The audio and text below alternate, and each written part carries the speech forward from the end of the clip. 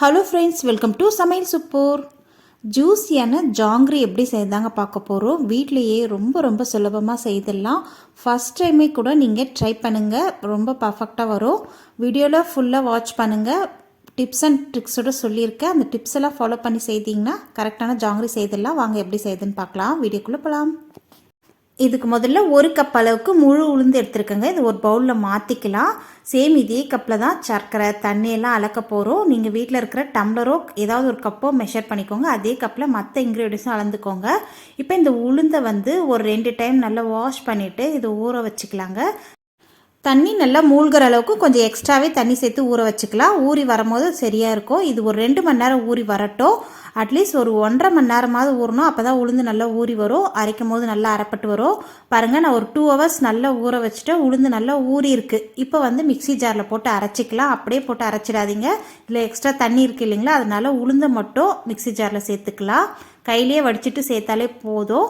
Mixie jar அரைக்கும் போது சூடு ஏறுறீங்களா, அதுக்காக ஐஸ் க்யூப்ஸ் சேர்த்து அரைச்சோன்னா தண்ணி எக்ஸ்ட்ரா ஊற்றணும்னு தேவையில்லைங்க. அந்த ஐஸ் க்யூபே போதும். மாவோடு சேர்ந்து பாருங்கள், நல்லா புசு புசுன்னு மாவு நல்லா அரைப்பட்டு வந்திருக்கு. இப்போ இது ஒரு மிக்சிங் பவுலில் மாற்றிக்கலாம். நம்ம தண்ணி ஊற்றி அரைச்சோன்னா கூட மாவு நீத்து போன மாதிரி ஆகிடும். அதுக்காக தான் ஐஸ் க்யூப் சேர்த்து அரைச்சோன்னா மாவு நல்லா உப்பியே நல்லா புசு புசுன்னு பூ போல் இருக்கும். இதே போல் அரைச்சிக்கோங்க. தண்ணி ஊற்றி அரைச்சிட்டிங்கன்னா மாவு தொலை தொலைன்னு ஆகிடும். செகண்ட் பேட்சும் அரைச்சாச்சு. இப்போ அதையும் மிக்சிங் பவுல்லே மாற்றிக்கலாம். இப்போ 2 பேட்சும் அரைச்சாச்சுங்க. இப்போ இந்த மாவு கூட ஒரே ஒரு டேபிள் ஸ்பூன் அளவுக்கு அரிசி மாவு சேர்த்துக்கலாம். அரிசி மாவு 1 டேபிள் ஸ்பூன் அளவுக்கு சேர்த்தா போதும், அதுக்கு மேலே தேவைப்படாது. இப்போ இது கூடவே 1/4 டீஸ்பூன் அளவுக்கு சால்ட்டு சேர்த்துட்டு அடுத்ததாக கொஞ்சமாக ஃபுட் கலர் சேர்த்துக்கலாம். ஜாங்கிரினாலே கலர்ஃபுல்லாக இருந்தால் நல்லாயிருக்கும் இல்லைங்களா, அதுக்காக கொஞ்சமாக ஃபுட் கலர் சேர்த்துட்டு நல்லா கைகளால் நுனி விரலால் இந்த மாதிரி கலந்து விட்டுக்கலாங்க. நல்லா சாஃப்டாக நம்ம கலந்து விடும் போது மாவு இன்னும் நல்லா புசு புசுன்னு பூ மாதிரி வரும். அதுக்காக தான் நம்ம கலந்து விடும் போதே தெரியும். ஒரு 5லேருந்து 8 நிமிஷம் வரைக்கும் இது கலந்துக்கலாம். கைகளால் நல்லா இந்த மாதிரி கலந்து விடும் போது ஒரே டைரெக்ஷனில் கலந்து விட்டுக்கோங்க. வீடியோவில் காட்டியிருக்கிற மாதிரி ஒரு 5லேருந்து 8 நிமிஷம் கழித்து பார்த்தோன்னா நல்லா ஃபீல் ஆகும். மாவு நல்லா இன்னும் சாஃப்டாக இருக்கும். பாருங்கள், இந்த மாதிரி எடுத்து போட்டோன்னா பூ மாதிரி விழுகும். இந்த அளவுக்கு சாஃப்டாகிக்கணும். அதனால் நம்ம அந்த கை சூடு படும்போது தான் இந்த மாதிரி பூ போல் கிடைக்கும். அவ்வளோதான், இது மாவு ரெடியாக இருக்குங்க. இது அப்படியே மூடி போட்டு வச்சிடலாம். ஒரு 10 நிமிஷம் அப்படி இருக்கட்டும். அடுத்ததாக சர்க்கரை பாகு ரெடி பண்ணிக்கலாம். அதுக்காக நம்ம எந்த கப்பில் உளுந்து எடுத்தோமோ அதே கப்பில் 2 கப் அளவுக்கு சர்க்கரை சேர்த்துக்கிறேன். அடுத்தது அது கூடவே 1 கப் அளவுக்கு தண்ணி, 2 கப் அளவுக்கு சர்க்கரைக்கு 1 கப் அளவுக்கு தண்ணி சேர்த்துட்டு ஸ்டவ் ஆன் பண்ணிக்கலாங்க. சர்க்கரை கரைஞ்சி வரட்டும். 1 கப் உளுந்துக்கு 2 கப் அளவுக்கு சர்க்கரை எடுத்துக்கோங்க, சரியாக இருக்கும். சர்க்கரை பாகு ரொம்ப ரொம்ப முக்கியம். ஒரு கம்பி பதம் உடையணும். அது டக்குன்னு வந்துடும். ஒரு 2-3 நிமிஷத்துலேயே வந்துடும். அடுத்ததாக ஏலக்காய் தூள் சேர்த்துருக்கேன். 1 டீஸ்பூன் அளவுக்கு ஏலக்காய் தூள், ஏலக்காயும் சர்க்கரையும் சேர்த்து மிக்ஸி ஜாரில் அரைச்சதுனால நான் 1 டீஸ்பூன் அளவுக்கு சேர்த்துருக்கேன். கூடவே ஃபுட் கலர் கொஞ்சம் சேர்த்துருக்கேங்க. ஏலக்காய் நீங்கள் தூளாக சேர்க்குற மாதிரி இருந்தால் ஒரு 1/4 டீஸ்பூன் அளவுக்கு தூளாக சேர்த்துக்கோங்க, சரியாக இருக்கும். இப்போ அடுத்ததாக பாருங்கள், இதை நல்லா கலந்து விட்டுக்கலாம். ஃபுட் கலரும் கொஞ்சம் சேர்த்துருக்கேன். கலந்ததுக்கப்புறம் பாகு செக் பண்ணலாம். பாகு ஒரு கம்பி பதம் உடையணும், அந்த அளவுக்கு காய்ச்சிக்கோங்க. அப்போ தான் சரியாக இருக்கும். அதுக்கு முன்னாடி இறக்கிட்டிங்கனாவும் ஜீரா சரியாக வராது. ரொம்பவும் முறிய விட்டுட்டிங்கனாலையும் சரியாக இருக்காது. அதனால் கரெக்டான கன்சிஸ்டன்சியில் ஜீரா பாகு காய்ச்சிக்கணும். அடுத்ததாக பாருங்கள், 10 நிமிஷம் ஆகிடுச்சி. நம்ம மாவு ரெடியாக இருக்குது. அதுக்கு மேலே விட்டுறாதீங்க, மாவு புளிச்சிடும். இது சரியாக இருக்குது. இப்போ இதை பால் கவரில் தான் நான் ஃபில் பண்ணி பிழிய போகிறேன். பால் கவர் இல்லைன்னா நீங்கள் வீட்டில் ஏதாவது ஒரு தடிமனான கவர் யூஸ் பண்ணிக்கோங்க. அப்படி இல்லை, வீட்டில் பைப்பிங் பேக் இருந்ததுன்னா நீங்கள் அதில் கூட பிழிஞ்சிக்கலாம். நான் பால் கவர் தான் யூஸ் பண்ணியிருக்கேன். பால் கவரில் ஃபில் பண்ணிவிட்டு இது மேலே ரப்பர் பேண்ட் போட்டு நல்லா டைட் பண்ணிடலாங்க. ஆயில் கவர் இருக்குது இல்லைங்களா, அது கூட யூஸ் பண்ணலாம். ஆனால் ஆயில் கவரை நல்லா வாஷ் பண்ணிவிட்டு அதில் ஆயில் இல்லாத மாதிரி நீங்கள் பார்த்துக்கணும். அப்போ தான் நம்ம பிழியும் போது பிரேக் ஆகாமல் வரும். ஆயில் இருந்ததுன்னா சரியாக வராதுங்க. இப்போ பாருங்கள், அந்த கார்னரில் லைட்டாக கட் பண்ணிக்கலாம். முதல்லையே பெருசாக கட் பண்ணிடாதீங்க, கொஞ்சம் சின்னதாக கட் பண்ணுங்கள். அதுக்கப்புறம் பிழிஞ்சு பார்த்துட்டு வரலைன்னா இன்னும் கொஞ்சம் கூட நீங்கள் கட் பண்ணிக்கலாம். அடுத்ததாக ஆயிலில் ஜாங்கிரி பிழிஞ்சிக்கலாங்க. ஃபஸ்ட்டு ஒரு 2 ரவுண்டு சுற்றிட்டு அது மேலே அப்படியே பிழிஞ்சிக்க வேண்டியது தான். வீடியோவில் காட்டியிருக்கிற மாதிரி செஞ்சுக்கோங்க. ரொம்ப ரொம்ப ஈஸி தான். நல்ல தட்டையான கடாய் பேன் யூஸ் பண்ணிக்கோங்க. அப்போ நமக்கு பிழியிறது ஜாங்கிரி நிறைய பிழிஞ்சு விட்டுடலாம் ஒரே இதில்.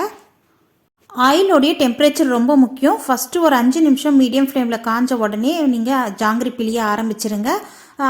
பிழியும் போது உங்களுக்கு கையில் ஆவிப்படாமல் இருக்கணும். அதனால் நீங்கள் மீடியம் ஃப்ளேமில் தான் வச்சு பிழியணும். அதே போல் ஜாங்கிரி நல்லா வெந்து வரணும்.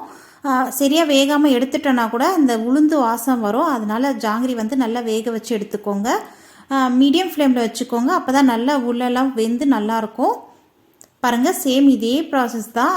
ஒரு 2 சுற்று சுற்றிட்டு அதுக்கு மேலே அப்படியே ரிட்டன் அடித்து பிழிய வேண்டியது தான். ஈஸியாக பிழிஞ்சிட்டோம்ல. ஒரு நிமிஷம் ஆனதுக்கப்புறம் திருப்பி விட்டுக்கோங்க, உடனே திருப்ப வேண்டாம். இப்போ ஸ்டவ் வந்து மீடியம் ஃப்ளேமில் தாங்க வச்சுருக்கேன். பாருங்கள், நல்லா திருப்பி விட்டு அந்த எண்ணெய் சலசலப்பெல்லாம் லைட்டாக அடங்கினதும் நம்ம எடுத்து ஜீராவில் சேர்த்துக்கலாம். ஜீரா வந்து லைட்டாக சூடாக இருக்கணுங்க, ரொம்ப ஆறிடக்கூடாது. ஸ்டவ் வந்து ஃப்ளேம் நீங்கள் அதிகமாக ஏற்றிட்டிங்கன்னா, எண்ணெய் அதிகமாக காஞ்சிச்சுன்னா உங்களுக்கு பிழியும் போதே கையில் ஆவிப்படும், உங்களுக்கு பிழிய வாட்டம் வராது. அதனால் மீடியமான ஃப்ளேமில் வச்சு பிழிஞ்சிக்கோங்க. பாருங்கள், ஜாங்கிரியெல்லாம் நல்லா ஃப்ரை ஆகிடுச்சு. இந்த எண்ணெய் சிலப்பெல்லாம் அடங்கிடுச்சு. அவ்வளோதான், இப்போ இதை வெளியே எடுத்தாச்சு. அந்த எண்ணெயெல்லாம் நல்லா அப்படியே உதிரி விட்டுட்டு சக்கரைப்பாகில் சேர்த்துக்கலாம். சக்கரைப்பாகு வந்து சரியான இதில் இருக்குங்க. நம்ம இப்போ தான் காய்ச்சணும், அதனால் சரியான சூட்டில் இருக்குது. சக்கரைப்பாகில் சேர்த்துட்டு அதை வந்து ஜாங்கிரி வந்து திருப்பி விட்டுக்கலாம்.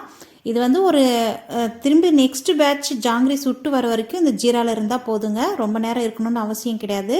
நெக்ஸ்ட்டு பேட்சை உடனே பிழிஞ்சிக்கிட்டுனா, இந்த பேட்ச் நம்ம எடுக்கும் போது நெக்ஸ்ட்டு வருது இல்லைங்களா, அந்த பேட்ச் எண்ணெயிலேருந்து எடுத்துகிட்டு அதுக்கப்புறம் இது உள்ளே போட்டு வெளியே பிளேட்டில் எடுத்து வச்சு சரியாக இருக்கும். நல்லா ஊறட்டும் ஜாங்கிரி. ஒரு 5 நிமிஷம் ஊறினா போதும். பாருங்கள், ஒரு 5 மினிட்ஸ் ஆகிடுச்சு. ஜாங்கிரி நல்லா ஊறி இருக்குது. இப்போ இதை வந்து வெளியே எடுத்து பிளேட்டில் வச்சிடலாம்.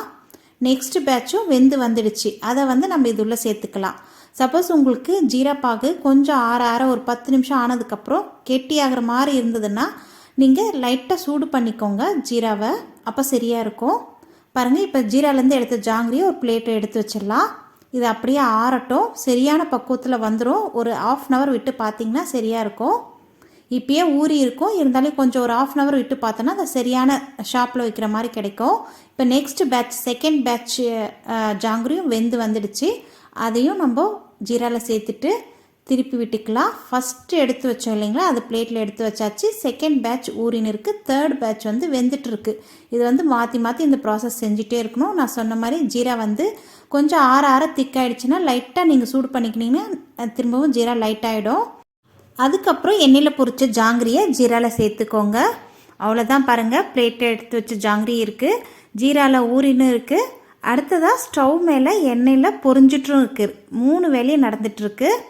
ஒரு 1/2 hour விட்டு பார்த்தோன்னா நமக்கு முழுசாக ஜாங்கிரி எல்லாம் ரெடி ஆகிடுங்க. அவ்வளோதான், சூப்பரான ஜூஸியான ஜாங்கிரி ரெடி பண்ணிட்டோம். பாருங்கள், ரொம்ப நல்லாயிருக்கும். இந்த வீடியோ பிடிச்சிருந்தா லைக் பண்ணுங்கள், உங்கள் ஃப்ரெண்ட்ஸ் அண்ட் ரிலேட்டிவ்க்கு ஷேர் பண்ணிக்கோங்க. நம்ம சமையல் சூப்பர் சேனலை சப்ஸ்கிரைப் பண்ணியும் வச்சுக்கோங்க. இன்னொரு இன்ட்ரெஸ்டிங்கான ரெசிபியோட சந்திக்கிறேன். நன்றி, வணக்கம்.